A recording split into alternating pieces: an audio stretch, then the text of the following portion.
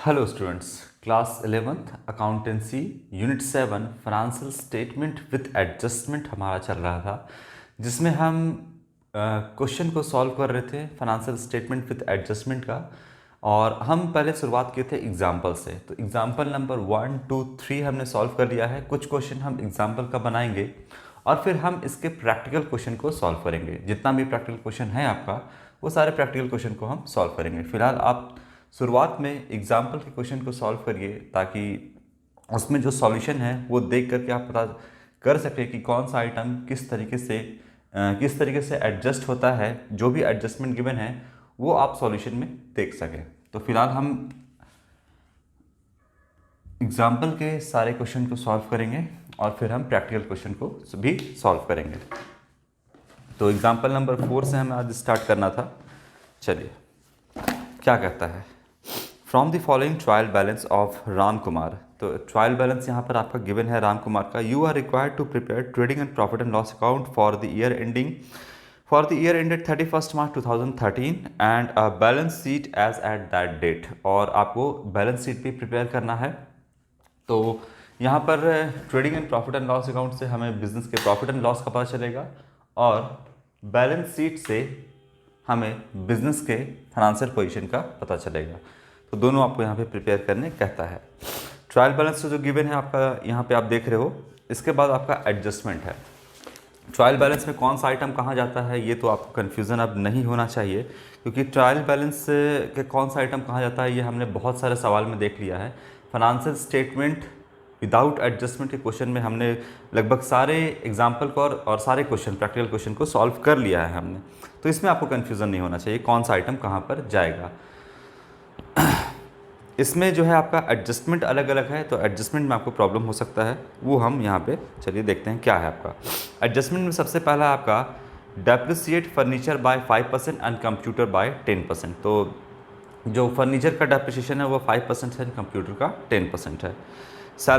Salaries जो है वो आउटस्टैंडिंग है, बकाया है अभी बाय 1200 से। Insurance premium is paid for the year ending 30 June 2013 और वेजेस है आपका have been paid up to 30 June 2013। और फिर कहता है 5th नंबर आपका provision for bad debts is to be maintain at 5% on debtors. Stock on 31 March 2013 was valued at 19,400। तो देखिए यहाँ पर ईयर अलग हो सकता है आपके बुक में 2019 हो या 20 हो। ईयर से कोई नहीं है, जिस ईयर का होगा उस ईयर का आप यहाँ पर सॉल्व करिएगा। 2013 यहाँ पे दिया हुआ है, आपका हो सकता है बुक में 19 हो या 20 हो, तो आप उसके अकॉर्डिंग सॉल्व करिएगा। वहाँ पे आप 19 लिखिएगा या 20 है तो आप 20 लिखिएगा, जो भी फाइनेंशियल ईयर है आपका। अब चलिए स्टार्ट करते हैं यहाँ पे सॉल्व करना। सबसे पहला जो है आपका आएगा ओपनिंग स्टॉक। ट्रेडिंग अकाउंट बनाएंगे, सबसे पहले आएगा आपका ओपनिंग स्टॉक। देखिए ओपनिंग स्टॉक कहाँ पर है, तो देखिएगा यहाँ पर आपका लिखता है स्टॉक ऑन 1/4/2012, यही आपका ओपनिंग स्टॉक है। तो सबसे पहले हम लिखेंगे ओपनिंग स्टॉक।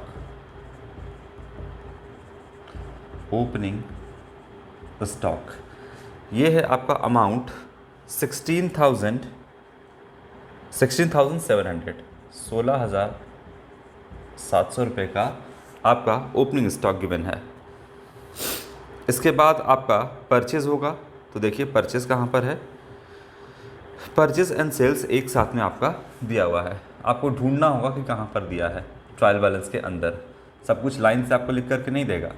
तो यहाँ पर आपका जो है परचेज़, ये है आपका अमाउंट, डेबिट साइड में दिखेगा 60,000, सेल्स जो है वो क्रेडिट साइड में होगा। इसके बाद देखिएगा रिटर्न्स लिखा हुआ है, डेबिट और क्रेडिट दोनों है। तो रिटर्न का मतलब डेबिट अगर होगा रिटर्न तो वो सेल्स रिटर्न है, क्रेडिट है तो वो परचेज रिटर्न है। तो यहाँ पर हम परचेज रिटर्न लिखते हैं। परचेज डेबिट है तो परचेज रिटर्न का जो बैलेंस है वो क्रेडिट साइड में होगा। तो ये है आपका 1,000 रुपीज़, तो हम लेस कर देंगे इसमें से 1,000, तो आपका नेट परचेज जो है वो 59,000 रुपीज़ यहाँ पर होगा। परचेज हो गया और परचेज डन, यहाँ पे एडजस्ट हमने इसको किया। अब जितना भी डायरेक्ट एक्सपेंस है वो सारा आपका ट्रेडिंग के डेबिट में आ जाएगा। तो आप देखोगे यहाँ पर डायरेक्ट एक्सपेंस में आपका कैरेज आउटवर्ड है, इनवर्ड है। तो यहाँ पर डायरेक्ट एक्सपेंस में कैरेज इनवर्ड होता है आपका, यहाँ पे हम लिखेंगे कैरेज इनवर्ड।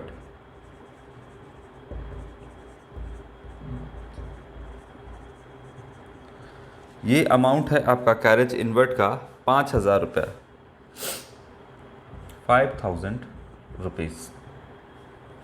इसके बाद और कुछ है, आप देख लो यहाँ पे, देखिएगा आपका वेजेस है। वेजेस आपका यहाँ पे कितना है, 2 वेजेस। वेजेस में आपका यहाँ पर एडजस्टमेंट भी गिवन है। तो सबसे पहले आप वेजेस जो है ट्रायल बैलेंस के अंदर जो अमाउंट आपका गिवन है वो है आपका, यहाँ पर आप देख लेना लाइन से, 6,000 रुपीज़। 6,000 रुपीज़ अभी इनर कॉलम में लिखो क्योंकि इस पर एडजस्टमेंट है।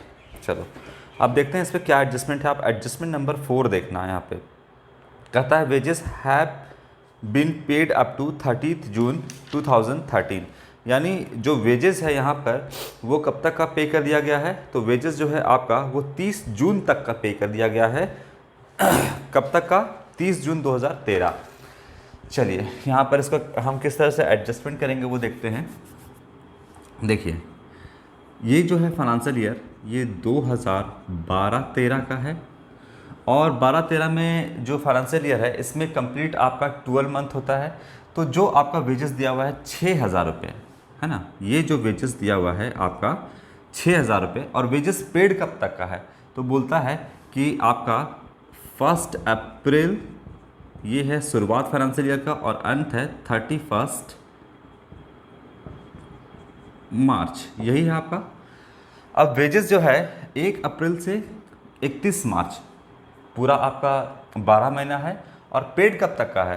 तो बोलता है कि वेजेस जो एडजस्टमेंट में पेड है वो 30 जून तक का है। तो यहाँ से यहाँ तक पूरा 12 मंथ, यहाँ से यहाँ तक 12 मंथ, और कब तक का पेड है आपका, तो बोलता है 30 जून।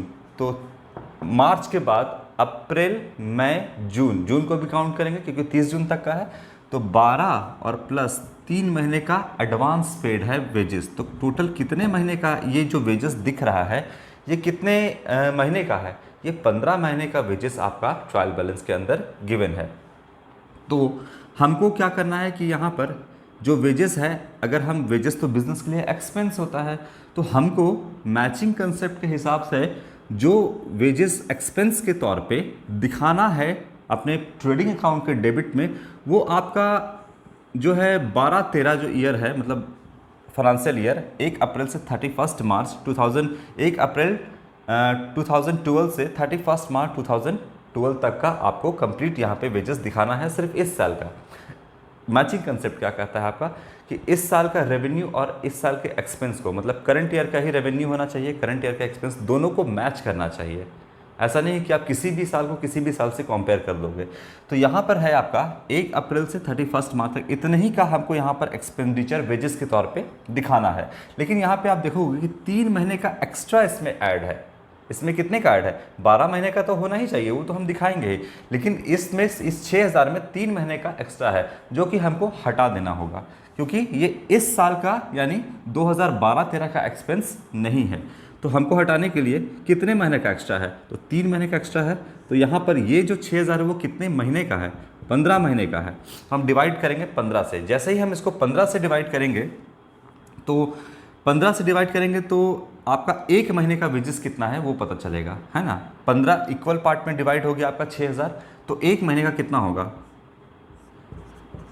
400 रुपये। 1 महीने का वेजेस कितना है, 400 रुपये। और अगर हम इसको इंटू कर देंगे 3 से, क्योंकि हमको 3 महीने का पता करना है, तो ये हो जाएगा 1200 रुपये। यानी 3 महीने का जो वेजेस है वो कितना है, 1200 रुपये। यानी इस 6,000 में 1200 रुपये जो है वो नेक्स्ट ईयर के लिए है। नेक्स्ट ईयर मतलब 13-14 जो फाइनेंशियल ईयर आपको का होगा 2013-14, इस फाइनेंशियल ईयर का 3 महीने का वेजेस आपका कितना है, 1200 रुपये। तो ये जो है नेक्स्ट ईयर का है। इस साल का ये 1200 रुपया, इसमें जो ऐड है 1200 है ना, वो इस साल का नहीं है। तो इस साल के अगर एक्सपेंडिचर में मान लीजिए ये पूरा 6,000 दिखा दिया तो गलत नहीं हो जाएगा। इस साल का जो प्रॉफिट है वो घट जाएगा, जो कि ऐसा नहीं करना है, अगले साल का एक्सपेंस है, ये इस साल का एक्सपेंस नहीं है। इसीलिए यहाँ पर हम क्या कर देंगे, इस 1200 रुपये को क्या कर देंगे, हम लेस कर देंगे, हटा देंगे। और किस नाम से तो प्रीपेड वेजेस, इस नाम से क्या करेंगे, हमने 3 महीने का एडवांस पे किया है तो लिखेंगे प्रीपेड वेजेस, कितना है 1200 रुपया, इसको हम लेस कर दिए तो कितना हो गया आपका 4800 रुपये। 4800 रुपये जो है वो 2012-13 का वेजेस का एक्सपेंडिचर है। 12-13 का जो फाइनेंशियल है, इस साल का वेजेस में जो आपने एक्सपेंस किया है वो कितना है 4800। इसीलिए हमने 6000 से 1200 को हटा दिया, क्योंकि ये एक्सपेंस जो है वो नेक्स्ट ईयर क्या है, नेक्स्ट फाइनेंशियल ईयर 13-14 के लिए है, इसलिए इस साल से हम हटा दिए। क्योंकि अगर इस साल भी हम इसको इंक्लूड करके रखते हैं तो अगले साल का आप जो है इस साल क्यों ऐड कर दिएगा, ये अननेसेसरी प्रॉब्लम, मतलब ये जो है प्रॉफिट को कम कर देगा। ठीक है, तो यहाँ पर हम इसको हटा दिए। अब चूंकि प्रीपेड है तो क्या अगले साल आपको पेड करना पड़ेगा वेजेस, 3 महीने का वेजेस, 3 महीने का ये जो वेजेस है 1200 रुपये, वो आपको नेक्स्ट ईयर पे नहीं करना पड़ेगा, क्योंकि आपने एडवांस प्रीपेड ही उसको कर दिया है। प्री का मतलब पहले पेड, यानी इस साल ही 12-13 में ही आपने 13-14 के 3 महीने का आपका अप्रैल, मई और जून का वेजेस आपने पे कर दिया है। तो आपको next year, next financial year में वेजेस पे करने का ज़रूरत नहीं होगा। इसीलिए ये एसेट के तौर पे यहाँ पे हम दिखाएंगे 1200 रुपये प्रीपेड वेजेस, क्योंकि आपको नेक्स्ट फाइनेंशियल ईयर में इसको पे 3 महीने का नहीं करना पड़ेगा, तो ये एसेट के तौर पे है। ठीक है, ये बात समझ में आई आपको। इसके बाद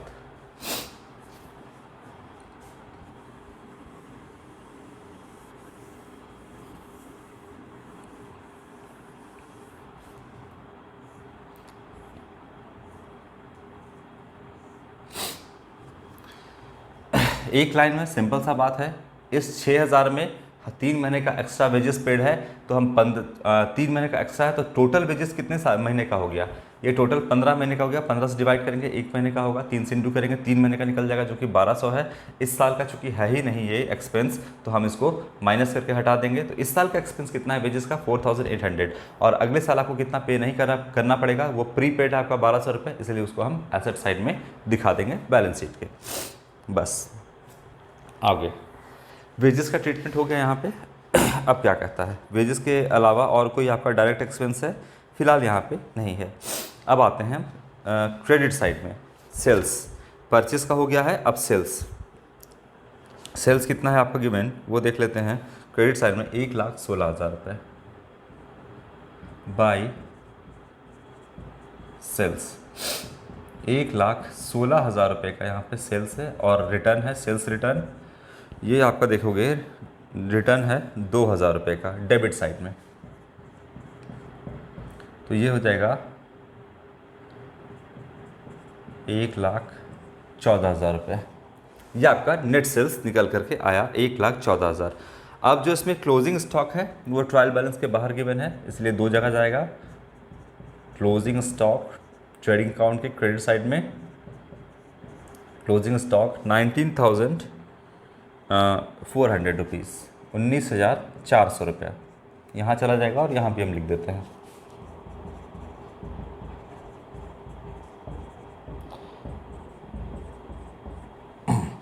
ठीक, अब हमको क्या निकालना है यहाँ पे, ग्रॉस प्रॉफिट या ग्रॉस लॉस जो है वो हमको कैलकुलेट करना है। तो आप क्रेडिट साइड को टोटल करोगे तो 1,14,000 और 19,400, तो 1,33,400 रुपये, 1,33,400 रुपीज़, 1,33,400 इधर आएगा। अब इधर से हम लेस करेंगे 16,700, 59,000 लेस करेंगे, 5,000 और लेस करेंगे उसमें, और फिर 4,800, तो आपका ग्रॉस प्रॉफिट जो है वो निकल के आएगा 47,900 रुपीज़, 47,900 रुपीज़, ये है जो ग्रॉस प्रॉफिट आपका निकल करके आया, 1,33,400 रुपीज़। ये हो गया आपका to gross profit carried down. अब यहाँ पे इसको हम ट्रांसफ़र कर देंगे प्रॉफिट एंड लॉस अकाउंट में by gross profit brought down. ये हो गया आपका 47,900 रुपीज़। ठीक है, अब आते हैं हम प्रॉफिट एंड लॉस अकाउंट पे। क्या क्या इसमें गिवन है आपका, वो हम इसमें सारा एडजस्टमेंट सब कुछ करते हैं। चलिए, यहाँ पर दिया हुआ है, देखिएगा। अब ऊपर से आते हैं हम, तो कैपिटल है, ड्राइंग्स है, डेटर क्रेडिटर तो है ही आपका, ये सब कुछ। आप देखिएगा यहाँ पर 6% लोन है और इंटरेस्ट ऑन लोन दिया हुआ है आपका 300 रुपये। सवाल में देखिएगा आपका है 6% लोन है, लोन तो है आपका, तो वो क्रेडिट साइड में ही दिखेगा। कितना लोन है क्रेडिट साइड में, तो 10,000 रुपये। यहाँ पर बात समझिएगा, लोन कितना है, तो 6% लोन दिया है आपका, और लोन कितना लिया है, तो 10,000 लोन लिया है। मतलब ये जो आपका इंटरेस्ट है ना, ये रेट ऑफ इंटरेस्ट दिखा रहा है कि जो 10,000 का लोन है, इस पर रेट ऑफ इंटरेस्ट कितना है, 6%। तो अगर 10,000 रुपये लोन लिया है बिजनेस ने और इस पर 6% का इंटरेस्ट है, तो मतलब 600 रुपये का इंटरेस्ट ऑन लोन है। ये क्या है, जो इंटरेस्ट है ये 600 रुपये का है। अब आप ट्रायल बैलेंस में देखोगे तो इंटरेस्ट ऑन लोन कितना दिया है, 300 रुपये दिया गया है। ये ट्रायल बैलेंस के अंदर दिया है डेबिट साइड में, तो मतलब है कि ये जो इंटरेस्ट है वो पे कर दिया गया है। तो यहाँ पर हम देखेंगे कि ये एक्सपेंस है क्या, इंटरेस्ट ऑन लोन, कितना पेमेंट कर दिया गया है। एक्चुअली में आपको एक्रूअल सिस्टम ऑफ अकाउंटिंग क्या कहता है कि आपने पे किया हो या ना किया हो, टोटल को अपना एक्सपेंस मानना ही मानना होगा। तो यहाँ पर जो हम, भले ही हमको इंटरेस्ट कितना देना है, 600 रुपये देना है, तो हमको 600 रुपये जो है वो अपना एक्सपेंस को मानना होगा, अपने एक्सपेंडिचर को कितना मानना होगा, 600 रुपये हमको अपना एक्सपेंस मानना होगा। तो हम 600 रुपये दिखाएंगे। अब हम दिए या नहीं दिए इससे हमको कोई लेना देना नहीं है, हमको अपना 600 रुपीज़ का यहाँ पे एक्सपेंस दिखाना है, क्योंकि एक्रूअल सिस्टम कहता है एक्सपेंस के साथ भी और इनकम के साथ कि दिया हो या आपने नहीं दिया हो उसको अपना एक्सपेंस मानना हो, आपने कमा लिया हो या ना लिया हो उसको अपना इनकम मानना होगा। तो यहाँ पर इंटरेस्ट ऑन लोन जो आपने दे दिया है वो कितना है, 300 रुपये। तो 300 रुपये तो मेरा एक्सपेंस है ही, तो इसमें जो है वो 300 रुपये मेरा ये तो है जो पे कर दिया गया है। बाकी अब बताइए 600 करने के लिए यहाँ पे क्या करेंगे, ऐड करेंगे, क्योंकि टोटल हमको एक्सपेंस करना है। तो यहाँ पे हम करेंगे आउटस्टैंडिंग इंटरेस्ट ऑन लोन। कितना इंटरेस्ट और आउटस्टैंडिंग है, बकाया है, देना बाकी है, 300 रुपया। तो बताइए टोटल कितना हो गया यहाँ पे, 600 रुपये मेरा जो है यहाँ पे लोन का इंटरेस्ट के तौर पे एक्सपेंस हुआ। क्लियर है ये बात, ठीक है। तो यहाँ पर आउटस्टैंडिंग इंटरेस्ट ऑन लोन यहाँ पे हमको 300 रुपये हमने पे कर दिया है, तो ये तो मेरा एक्सपेंस है ही, और अभी करना बाकी है हमको कितना, 300 रुपये। लेकिन मेरा टोटल एक्सपेंस कितना है, एक्रूअल सिस्टम कहता है 600 रुपये है, क्योंकि दिया हो या ना दिया हो आपको उसको दिखाना होगा टोटल एक्सपेंस। तो यहाँ पे हम दिखा दिए। अब ये तो आपने दिया नहीं है, फिलहाल नहीं दिया है, तो देना है तो एक लायबिलिटी क्रिएट कर रहा है, और एक लायबिलिटी क्रिएट कर रहा है तो आप इसको लायबिलिटी साइड में दिखा दो, आउटस्टैंडिंग इंटरेस्ट ऑन लोन 300। कितने का अभी मतलब लायबिलिटी है, 300 तो पे कर ही दिया है, 300 का ही लायबिलिटी है, तो 300 रुपये हम उसको लायबिलिटी साइड में दिखा देंगे। क्लियर है बात। तो ये आपका ट्रीटमेंट होगा। आगे देखते हैं क्या कहता है। ये हो गया इंटरेस्ट ऑन लोन के बाद है आपका, देखोगे यहाँ पे तो कैरेज आउटवर्ड आपका दिया हुआ है, बाकी इंटरेस्ट ऑन लोन हो गया। कैश तो आपका बैलेंस शीट में चला जाएगा। प्रोविज़न फॉर बैड डेट्स, ये भी आपका हम ट्रीटमेंट करेंगे जब डेटर का करेंगे। तो वेजेस हो गया है। कंप्यूटर तो एसेट साइड में जाएगा डेप्रिसिएशन के साथ। बैंक, फर्नीचर, कैरेज आउटवर्ड, तो हम यहाँ पे लिखते हैं कैरेज आउटवर्ड।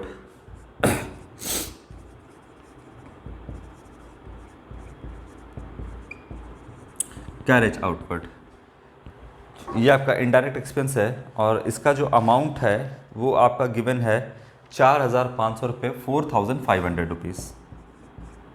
इन सबको हम हटा देते हैं।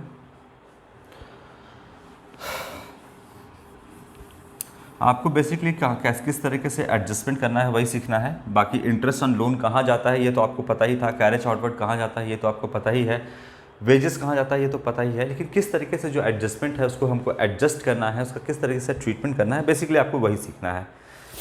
तो ये हो गया आपका कैरेज आउटवर्ड, इस पर कोई एडजस्टमेंट नहीं था, इसको हम डायरेक्टली बाहर दिखा दिए। इसके बाद है आपका कैरेज आउटवर्ड के बाद कैरेज इनवर्ड जो कि हम दिखा चुके हैं। अब है आपका सैलरीज। तो सैलरीज भी आपका एम्प्लॉय को देते हो, इनडायरेक्ट एक्सपेंस है, यहाँ लिखते हैं हम 2 सैलरीज। बताइए कि आपका जो है ट्रायल बैलेंस के अंदर सैलरीज कितना दिया हुआ है, लाइन से अगर आप मिला करके देखना वहाँ से, तो सैलरीज जो है आपका वो 12,000 रुपये दिया हुआ है, 12,000 रुपये सैलरी आपका दिया हुआ है। तो ये आपके लिए 12,000 रुपये क्या है, आपके लिए मतलब बिज़नेस के लिए हमको सारा कुछ बिज़नेस के पॉइंट ऑफ व्यू से ही सोचना है। तो सैलरी जो 12,000 रुपये है वो बिज़नेस के लिए क्या है, एक्सपेंस है। अब एडजस्टमेंट पढ़िएगा क्या कहता है। एडजस्टमेंट नंबर 2, सैलरीज आउटस्टैंडिंग कितना है आपका 1200 रुपये आउटस्टैंडिंग आपका सैलरी यहाँ पे दिया हुआ है। क्या मतलब है इसका, देखिए एक्रूअल सिस्टम फिर से यहाँ पे आ जाएगा, और एक्रूअल सिस्टम ये कहता है कि आप ये देखिए 12,000 रुपये आपका एक्सपेंस है, और आउटस्टैंडिंग मतलब अभी तक आपने जो है 1,200 रुपये वो नहीं दिया है, लेकिन एम्प्लॉय ने उसके लिए काम कर लिया है, मतलब आपने दिया हो या नहीं दिया हो उन टोटल को अपना एक्सपेंस मानना होगा। तो 1,200 रुपया, 12,000 तो एक्सपेंस है ही, आपने अभी आउटस्टैंडिंग मतलब नहीं दिया है 1,200 रुपये। तो एक्रूअल कहता है कि दिया है नहीं दिया है, भैया हाथ जोड़ के कहते हैं हमको उससे कोई मतलब नहीं है, क्योंकि हमको अपना true profit and loss calculate करना है, बिजनेस का ट्रू फाइनेंशियल पोजीशन को पता करना है। इसलिए आपने दिया हो या नहीं दिया हो उससे हमको मतलब नहीं है, वो जो एम्प्लॉय है वो आपका काम कर लिया है, ये आपकी जिम्मेदारी है देना। आप अपने टोटल एक्सपेंस को बताओ कितना है, तो आप बोलोगे कि मेरा टोटल एक्सपेंस 12,000 रुपये तो दे दिया है, 1,200 रुपये नहीं दिया है, तो 13,200 रुपये मेरा टोटल एक्सपेंस है। एक्रूअल कहता है कि जो एक्सपेंस आपका टोटल एक्सपेंस है वो हमको यहाँ पे बताओ, हमको ये मत बताओ कि कितना दिया है कितना नहीं दिया है। देना कितना है, तो देना 13,000 पूरा 200 रुपये है, तो ठीक है इतना टोटल एक्सपेंस आप हमको बताओ, जिसमें से 12,000 दे चुके हैं, 1,200 रुपये नहीं दिए हैं। तो नहीं दिए तो बताइए, अब 13,200 यहाँ दिखाना है तो उसको लेस तो करेंगे नहीं, ऐड करेंगे, तो ऐड कर देंगे यहाँ पर, क्या कर देंगे आउटस्टैंडिंग सैलरीज। ऑब्वियसली आपका टोटल एक्सपेंस दिखाना है, बोलिएगा कि सैलरी के तौर पे कितना दिया, तो 13,200 रुपये बिजनेस के लिए खर्च हो गया। अपने एम्प्लॉय को कितना सैलरी दिया, 13,200, जिसमें से अभी 1,200 रुपये आउटस्टैंडिंग है, तो बिजनेस के ऊपर एक लायबिलिटी क्रिएट कर रहा है कि देना बाकी है, बकाया है। तो यहाँ लिखिएगा आउटस्टैंडिंग सैलरीज, कितना देना बकाया है, तो आउटस्टैंडिंग कितना है 1,200 रुपये, वो आउटस्टैंडिंग सैलरीज के नाम से लायबिलिटी साइड में 1,200 रुपये हम दिखा देंगे। क्लियर है बात यहाँ पे। इसके बाद सैलरीज तो हो गया, अब आते हैं क्या दिया हुआ देखते हैं। रेंट है आपका, रेंट जो है आपका वो 8,000 रुपया है, और फिलहाल इस पर कोई एडजस्टमेंट नहीं है, तो हम डायरेक्टली इसको आउटर कॉलम में लिख देंगे 8,000 रुपीज़ रेंट के तौर पे दिखा देंगे। इसमें भी हो सकता था आपका आउटस्टैंडिंग रेंट वगैरह, तो जैसे सैलरी में आपका ट्रीटमेंट किए कि अगर मान लीजिए कि 8,000 रेंट है, अब 2,000 रुपये आउटस्टैंडिंग है, तो 8,000 प्लस 2,000, यहाँ पे 10,000 रुपये हम एक्सपेंस के दीवार पर दिखाते हैं, और 2,000 लायबिलिटी साइड में दिखाते हैं। जैसे सैलरी का किए हैं, सैलरी भी एक्सपेंस है, रेंट भी एक्सपेंस है, उसी तरीके से हम यहाँ पे रेंट का भी ट्रीटमेंट करते हैं। फिलहाल कोई एडजस्टमेंट नहीं है, इसीलिए हम डायरेक्ट इसमें आउटर कॉलम में दिखा देंगे। तो ये हो गया आपका रेंट। अब रेंट के बाद क्या दिया हुआ है वो देखना है हमको। आ गया आपका बैड डेट्स, पैसा डूब गया बिजनेस का। अब देखते हैं कैसे इसका ट्रीटमेंट करना है। बैड डेट्स, बैड डेट्स, कितना पैसा डूबा है बिजनेस का वो ट्रायल बैलेंस में आपका गिवन है। देखिएगा बैड डेट जो है वो आपका यहाँ पर दिया हुआ है 600 रुपये का पैसा डूब गया बिजनेस का। यही बेसिकली आपको जो है बैड डेट डेटर का ट्रीटमेंट कैसे करेंगे वो सब कुछ यहाँ पे एक ही साथ हम कर लेंगे, और सिखाएंगे भी किस तरह से ट्रीटमेंट करना है। तो बिजनेस का जो पैसा डूब गया है वो 600 रुपये ट्रायल बैलेंस में दिया है कि 600 रुपये भाई डेटर को हम सामान बेचे थे उधार में, 600 रुपये हमको नहीं दिया वो, और ये पैसा मेरा डूब गया। तो जो लॉस है वो हम प्रॉफिट एंड लॉस के डेबिट साइड में दिखाएंगे। तो यहाँ पे 600 रुपये पैसा डूब चुका है। अब एडजस्टमेंट अब एडजस्टमेंट नंबर 5 में देखिएगा, तो 5 में आपका जो है कहता है provision for bad debts is to be maintained at 5% on debtor. तो ऐसा लगता है कि 5% का डेटर हमको और पैसा नहीं देगा, इसलिए हम एक प्रोविज़न बनाएं। 600 रुपये तो डूब ही गया। अभी जो मौजूदा डेटर है, जो कि आपका देखिएगा ट्रायल बैलेंस के डेबिट साइड में दिखेगा, कितना है आपका, यहाँ पे आप एक बार खोज के देख लो डेटर, कैपिटल ड्राइंग्स के नीचे डेटर देखना है, डेबिट साइड में 24,000 रुपये का डेटर आपका दिख रहा है। ऐसा मानना है कि हमको लगता है कि 5% का डेटर और पैसा नहीं देगा, तो उसके लिए हम जो है रकम, जो अमाउंट है उसको हम अलग से प्रॉफिट एंड लॉस से चार्ज कर लेंगे। मतलब फ्यूचर में लॉस होने वाला है 5%, 24,000 का 5% जो है 5%, वो डेटर पैसा नहीं देगा, तो फ्यूचर में लॉस होने वाला है। इसकी तैयारी हमको अभी से करनी है। Prudence concept, convention of conservatism यहाँ पे काम आएगा। तो यहाँ पे हम प्रोविज़न बनाएंगे। अब बोलिएगा सर क्या हम इसके लिए रिजर्व बना लेंगे? रिजर्व क्यों बनाएंगे? रिजर्व तो बिजनेस को ताकत देने के लिए बनाया जाता है, लेकिन अगर फ्यूचर में कोई लॉस होने वाला है, कोई नॉन लायबिलिटी है, कोई लॉस होने वाला है, तो उसकी तैयारी अभी से करेंगे, तो उसके लिए हम प्रोविज़न बनाते हैं, ना कि रिजर्व बनाते हैं। तो इसीलिए हम रिजर्व के तौर पर ही पैसा रखेंगे, लेकिन उसको हम नाम देंगे प्रोविज़न। ठीक है, रिजर्व भी बना रहे हैं, लेकिन बिजनेस को ताकत देने के लिए तो नहीं बना रहे हैं, इसलिए हम उसको रिजर्व नहीं बोल सकते हैं। हम क्या कर रहे हैं कि उसको लॉस को, जो फ्यूचर में लॉस होने वाला है, उसको कहीं ना कहीं हम ध्यान में रखते हुए पैसे का इंतजाम कर रहे हैं, इसीलिए हम उसको रिजर्व ना बोल के प्रोविज़न बोलेंगे। तो यहाँ पर हम 5% जो है प्रोविज़न मेंटेन कर रहे हैं डेटर पे। ठीक है, तो यहाँ पर हम इसका ट्रीटमेंट करते हैं। सबसे पहले डेटर हम लिखते हैं, कहाँ जाएगा, तो एसेट साइड में आपका डेटर जाएगा। चलो, एसेट साइड में डेटर आपका यहाँ पे जाएगा। अच्छा, डेटर है कितने का, वो यहाँ पर देख लो, 24,000 रुपये का डेटर है। तो यहाँ हम लिखते हैं डेटर्स कितना है, 24,000 रुपये का डेटर है। अब कहता है यहाँ पे new provision for bad and doubtful debts. यहाँ पे लिखिएगा न्यू प्रोविज़न, आप पूरा लिख सकते हैं, for bad and doubtful debts. ये है आपका डेटर जो है वो 5% कहता है। तो अगर 24,000 का आप 5% निकालिएगा तो ये आता है आपका 1,200 रुपये। मतलब इसका साफ है कि 24,000 में से आप क्या निकालिएगा, 24,000 का 5% कितना आएगा, 1,200 रुपये। यानी 24,000 रुपये में से ऐसा लगता है कि 1,200 रुपये का डेटर और पैसा हमको नहीं देने वाला है, मेरा और नुकसान होगा।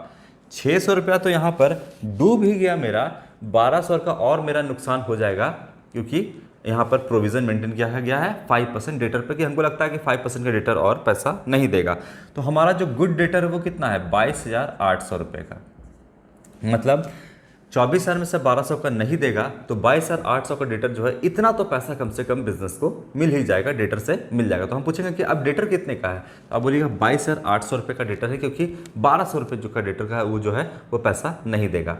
तो 800 रुपये तो डूब ही गया, प्लस और कितना डूब जाएगा, न्यू प्रोविज़न, इसमें ऐड कर देंगे न्यू प्रोविज़न। हमको लगता है कि और पैसा कितना डूबेगा, न्यू प्रोविज़न 1,200 रुपये, ये भी पैसा मेरा डूब जाएगा। तो 6 6 12 1,800 रुपये यहाँ पर लगता है कि डूब जाएगा।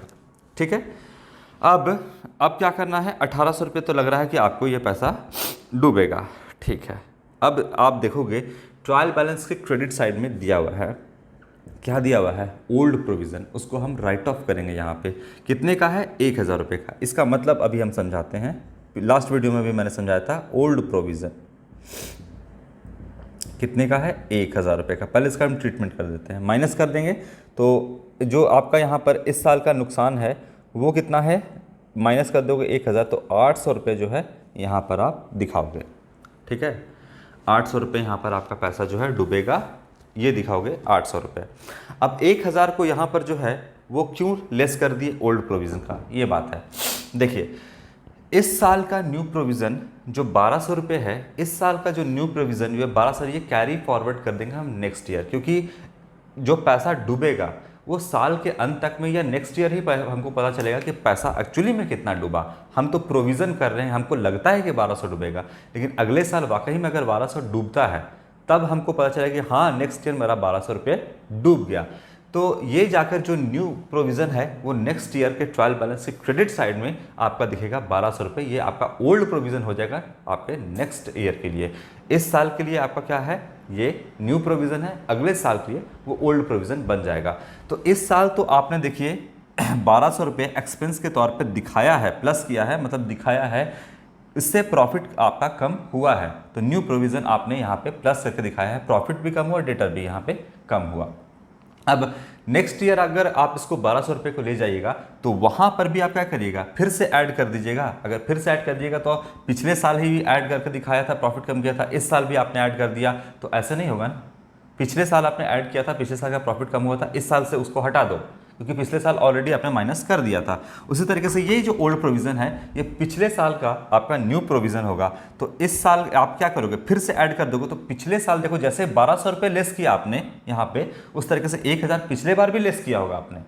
तो अगर 1200 रुपये यहाँ पर आप अगर क्या कर रहे हो, ऐड कर रहे हो, और 1000 रुपये पिछले साल जो आपने लेस किया है इस साल फिर से ऐड कर दोगे, तो क्या ये गलत नहीं हो जाएगा कि पिछले साल भी आपने लेस किया था और इस साल भी पिछले साल भी आपने ऐड किया था, इस साल भी ऐड कर दो, तो डबल नुकसान यहाँ पर आपको दिखाएगा।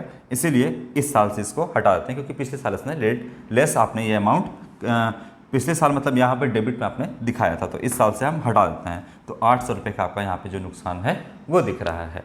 बात थोड़ा सा कॉम्प्लिकेटेड लग सकता है, लेकिन धीरे धीरे बात समझ में आ जाएगी। तो फिलहाल आप यहाँ पे क्या करो, सीधा सीधी डेटर में से न्यू प्रोविज़न को माइनस कर दो। 22,800 रुपये का डेटर अभी गुड डेटर है मेरे पास, बैड डेट इतना पैसा डूब गया है, इतना और डूबेगा लगता है, और पिछले साल का इतना जिसको राइट ऑफ करेंगे तो टोटल आप 800 रुपये यहाँ पे दिखा दो। ठीक है, चलिए आगे क्या है।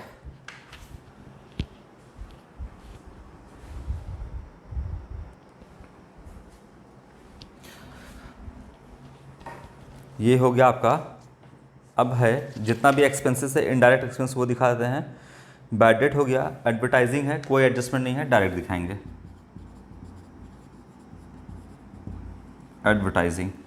एडवर्टाइजिंग का अमाउंट जो है वो आपका यहाँ पे हम देख लेते हैं अमाउंट क्या है। एडवर्टाइजिंग है आपका 4,500 रुपये का, डायरेक्टली दिखा दो, कोई एडजस्टमेंट नहीं है, 4,500 रुपये का डायरेक्टली दिखाओ। और देखते हैं क्या क्या है। एडवर्टाइजिंग हो गया आपका, फिर आपका एक है यहाँ पे देखोगे इंश्योरेंस है, एडवर्टाइजिंग है, डिस्काउंट है, इसके बाद इंश्योरेंस प्रीमियम है। ठीक है, ठीक है, इसका भी एडजस्टमेंट आपको करना होगा। जगह तो कम है मेरे पास, फिर भी हम इसी में एडजस्ट करते हैं। चलो, यहाँ पर डिस्काउंट है, डिस्काउंट जो है आपका क्रेडिट साइड में दिख रहा है। ठीक है, डिस्काउंट जो है वो आपका क्रेडिट साइड में दिख रहा है, मतलब डिस्काउंट रिसीव है 2600 का। तो यहाँ पे हम लिख देते हैं बाय डिस्काउंट रिसीव्ड 2600, इस पर कोई एडजस्टमेंट नहीं है, यहाँ पे डायरेक्टली हम लिख दिए। और देखते हैं क्या है आपका पीएल में जाने लायक आइटम, यहाँ पर ये हो गया। इसके बाद एक आपका कमीशन भी दिख रहा है। ठीक है, कमीशन क्रेडिट साइड में दिख रहा है, तो कमीशन रिसिव्ड है ये, हम क्रेडिट साइड में इसको ट्रांसफ़र कर देंगे। कितना अमाउंट है, 1500 रुपये लिख देते हैं यहाँ पे। कमीशन रिसिव्ड, कोई एडजस्टमेंट नहीं है, डायरेक्टली लिख देंगे कमीशन रिसिव्ड 1500 रुपये। चलिए, और क्या दिख रहा है आपको, बाकी सब कुछ हो गया। इंश्योरेंस का ट्रीटमेंट अभी हम करते हैं। बैड डेट हो गया, कुछ छूट नहीं रहा है, देख लेना है एक बार।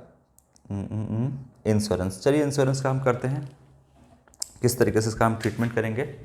इंश्योरेंस तो एक्सपेंस है बिजनेस के लिए, इसीलिए हम इसको दिखाएंगे डेबिट साइड में। इंश्योरेंस कितना एक्सपेंस है, यहाँ पे जो गिवन है अमाउंट ट्रायल बैलेंस में आप देखोगे तो आपका जो है इंश्योरेंस प्रीमियम 2000 रुपये है। सबसे पहले आप यहाँ पे 2000 रुपये लिख दो। अब क्या ट्रीटमेंट इसका करना है वो हम अभी आपको बताते हैं। देखिए एडजस्टमेंट देखिएगा, एडजस्टमेंट नंबर 3 बोलता है insurance premium is paid for the year ending 30 June 2013। तो यहाँ पर जो इंश्योरेंस पे किया गया है वो पूरा एक साल का 2013 एक साल का पे किया गया है। अब पूरा एक साल का जो इंश्योरेंस है यहाँ पे वो आपका पे किया गया है, तो कब तक किया गया है, 30 जून तक यहाँ पे किया गया है। कितना है, 2000 रुपये यहाँ पे है इंश्योरेंस। अब बात समझिएगा, एक साल का अगर इंश्योरेंस किया गया है, यहाँ पे इंश्योरेंस जनरली एक साल का ही होता है पहले, तो यहाँ पे 2000 रुपये का जो है ये खर्च किया गया है, और ये इंश्योरेंस 2000 का एक साल का है, और कराया कब तक का गया है, 30 जून तक का कराया गया है। और हमारा फाइनेंशियल ईयर है कब के, हमारा 1 अप्रैल से 2012 से कब तक का है जो फाइनेंशियल ईयर, 31 मार्च 2013 का है, और 1 साल का कराया गया है, मतलब 12 महीने का आप कहते हो कराया गया है। तो कितने महीने का एक्स्ट्रा कराया गया है? अगर आप 31 जो है मार्च, यहाँ आपका फाइनेंशियल ईयर कंप्लीट होता है, ख़त्म होता है 31 मार्च 2013 को, तो कराया कब तक का गया है एक्स्ट्रा? देखना यहाँ पे मार्च ख़त्म हो गया, अप्रैल मई जून, 3 महीने का एक्स्ट्रा जो है वो करवाया गया है, इंश्योरेंस एक्स्ट्रा कराया दिया गया है। तो 2000 रुपये जो है वो 1 साल का है, तो अगर 12 से डिवाइड कर देंगे तो 1 महीने का आपका इंश्योरेंस निकलेगा। और कितना आपका एक्स्ट्रा कराया गया है इसके बाद देखो, अप्रैल मई जून 3 महीने का एक्स्ट्रा कराया गया है, तो इंटू कर दो 3 से, तो लगभग 166 रुपया, लगभग 66 पैसा या 67 पैसे आएंगे अगर 12 से डिवाइड करोगे तो। और 3 से इंटू अगर कर दोगे इसको तो ये आ जाएगा आपका 500 रुपया। तो ऐसा कर दो आप, इंटू 2000 इंटू 3/12 ये करोगे तो 500 रुपये जो इंश्योरेंस है आपका वो है आपका 3 महीने का एक्स्ट्रा। ठीक है, तो यहाँ पर एक्सपेंस के तौर पे अब आप कितना दिखाओगे? क्या यहाँ पर आप एक्सपेंस के तौर पे 2000 दिखा दोगे? नहीं, माइनस कर दोगे, क्योंकि आपका जो 500 रुपये 3 महीने का है वो अगले साल का एक्सपेंस है। देखिए 2012 अप्रैल से 31 मार्च 2013 यहाँ तक का जो भी खर्च होगा इंश्योरेंस का इस साल का, वो हम यहाँ पर दिखाएंगे, अगले साल वाला को हम यहाँ पर नहीं दिखाएंगे, क्योंकि इससे प्रॉफिट एंड लॉस गड़बड़ा जाएगा। मैचिंग कंसेप्ट पढ़े हैं आप लोग, तो यहाँ पर हटा देंगे, मैच नहीं कर रहा है, ये 500 रुपये इस साल का एक्सपेंस है, मैच ही नहीं कर रहा है, तो हटा देंगे। और क्या किया आपने, नाम देना है अब इसको कुछ, तो प्री पेड, पहले से पेड कर दिया है 3 महीने का, इसलिए प्री पेड इंश्योरेंस यहाँ पर लिखेंगे कितना, 500 रुपीज़। और इसको हम लेस क्यों कर देंगे, क्योंकि ये इस साल का है ही नहीं, तो इस साल के एक्सपेंस में क्या दिखाएंगे, हम पूछेंगे कि इंश्योरेंस का इस साल का, यानी 1 अप्रैल 2012 से 31 मार्च 2013 तक का इंश्योरेंस पे कितना खर्चा है, तो आप बोलोगे कि इस साल का 1500 रुपये ही इंश्योरेंस पे खर्च किए हैं, 500 का तो इस साल का है ही नहीं, तो इसको हम हटा दिए। ठीक है, 2000 में से हटा दिए। प्री पेड है ना, तो प्री पेड है तो अगले साल 3 महीने का आपको इंश्योरेंस पेड नहीं करना पड़ेगा, तो ये एसेट हो जाएगा आपके लिए। प्री पेड इंश्योरेंस आपके लिए मतलब यहाँ पे बिजनेस के लिए हम बात कर रहे हैं, 500 रुपीज़ एसेट साइड में आप इसको दिखाओगे। ठीक बात, ओके। अब क्या बचा रह गया, इसको हटाते हैं अब।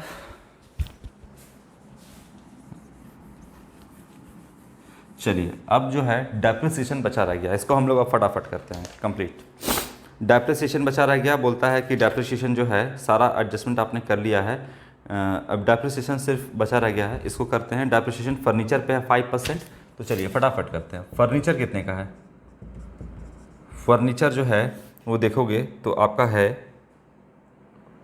यहाँ पे 20,000 रुपये का, 20,000 का फर्नीचर लेस डेप्रिसिएशन कितना हो जाएगा आपका, कितना परसेंट है, 5% है, तो 1,000 रुपये का आपका फर्नीचर पे डेप्रिसिएशन हो गया। तो अब फर्नीचर कितने का है, 19,000 का। और कंप्यूटर है आपका, कंप्यूटर 10,000 का है, कंप्यूटर 10,000 का है, इसमें भी आपका डेप्रिसिएशन 10% है, तो 10 आपका कितना आ जाएगा, 1,000 रुपये। तो इसको लेस कर देंगे तो आपका आ जाएगा 9,000 रुपये कंप्यूटर का दाम है। डेप्रिसिएशन एक्सपेंस होता है तो पीएल के डेबिट में दिखा देंगे, यहाँ लिखेंगे डेप्रिसिएशन ऑन फर्नीचर, जगह कम पड़ रहा है, और कंप्यूटर, ये हो जाएगा 2,000 रुपये, 1,000 रुपये और 1,000 रुपये, ये हो जाएगा आपका 2,000 रुपये। ठीक है, ये हो गया आपका सारा ट्रीटमेंट। थोड़ा सा इसको एडजस्ट करते हैं। चलिए, यहाँ पर डेप्रिसिएशन 2,000 रुपये के तौर पे आपने दिखा दिया, और वहाँ पर पूछेंगे कि फर्नीचर का अब दाम कितना है, 19,000 रुपये, कंप्यूटर का अब कितना है, तो यहाँ पर 9,000 रुपये है। बाकी देखते हैं अब क्या क्या आपका रह गया, कैश रह गया और बैंक रह गया, तो दोनों को हम यहाँ पे डालते हैं। चलो फटाफट करते हैं, कैश और बैंक। कैश नहीं लिखा आपने, जितना एसेट है एसेट के तौर पर आप लिख दो, सारा एडजस्टमेंट कंप्लीट है। 3,000 रुपये कैश ऊपर लिखना था, लेकिन ठीक है कोई बात नहीं। बैंक हो गया आपका 7,500 रुपये, इसके बाद बिल्स रिसीवेबल 10,000 का है आपका, और डेटर का कर दिया, क्लोजिंग स्टॉक लिख दिए, prepaid wages, prepaid insurance, computer, सब कुछ हो गया। इधर आ जाओ आप, यहाँ पे 1200 रुपये हो गया, प्लस यहाँ पे हो गया बिल्स पेबल, सैलरीज आउटस्टैंडिंग 1200 रुपये, 300 रुपये आपका इंटरेस्ट वाला हो गया, ठीक है। ये बिल्स पेबल आप दिखा दो यहाँ पे 8,000 रुपया, 6% लोन था ना, आप उसको जोड़ कर दिखा सकते थे। चलो यहाँ पे हम जोड़ देते हैं, ये 300 रुपये याद रखना आप। 6% लोन, 6% लोन, लोन कितने का है? 10,000 का है। लोन जो है आपका कितने का है? 10,000 का लोन है। 10,000 plus outstanding interest on loan, outstanding interest सीधा लिखते हैं 300 रुपये, तो कितना हो जाएगा आपका यहाँ पे? 10,300 रुपये, ये हो गया। अब क्या है आपका? क्रेडिटर्स है 16,000 का, ये आप लिख दो, फटाफट करते हैं, बाकी सब कुछ अब रह नहीं गया है, जितना ट्रीटमेंट करना था कर लिया हमने। इसके बाद आपका कैपिटल पे आ जाते हैं। कैपिटल कितना है? ये है आपका 50,000 रुपये का कैपिटल। चलिए इधर पहले आपको कैलकुलेट करना होगा नेट प्रॉफिट या नेट लॉस, तब उसको कैपिटल में ऐड करेंगे या लेस करेंगे। चलिए, तो यहाँ पर जो आपका नेट प्रॉफिट निकल के आएगा, पहले आप नेट प्रॉफिट ट्रांसफ़र टू लिख लेना आप लोग, कैपिटल अकाउंट। तो यहाँ पे हम टोटल करते हैं तो ये आ जाएगा आपका 52,000 रुपीज़, 52,000 और लेस कर देंगे तो नेट प्रॉफिट आपका आएगा 16,900 रुपया, और टोटल हो जाएगा आपका 52,000 रुपीज़। ये हो गया आपका नेट प्रॉफिट 16,900 रुपये का, ठीक है। अब ये आपका कहाँ ऐड हो जाएगा? तो ये आपका कैपिटल में ऐड हो जाएगा, लेस ऐड कर देंगे नेट प्रॉफिट 16,900 रुपया, तो ये हो जाएगा 66,900 रुपये, लेस कर देंगे जो ड्राइंग्स आपका गिवन है, ड्राइंग्स कितना है आपका? 10,000 रुपये, तो हो जाएगा 56,900 रुपीज़। अब बैलेंस शीट को हम यहाँ पे टोटल कर लेते हैं।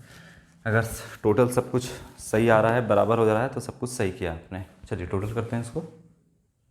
तो बैलेंस शीट जो टोटल है आपका 92,400 दोनों साइड आपका आ रहा है, 92,400 इधर भी और इधर भी 92,400।